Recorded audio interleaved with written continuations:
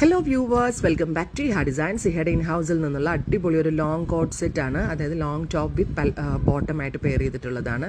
Beautiful ആയിട്ടുള്ള cotton rayon ഫാബ്രിക്കിൽ golden foil prints ആണ് യൂസ് ചെയ്തിരിക്കുന്നത്. ഇതിനകത്ത് സ്ലീവ് അവൈലബിൾ ആണ്. സ്ലീവ് വെച്ച് വെയർ ചെയ്യണം എന്നുള്ളവർക്ക് ഇൻസൈഡിൽ സ്ലീവ് അവൈലബിൾ ആണ്.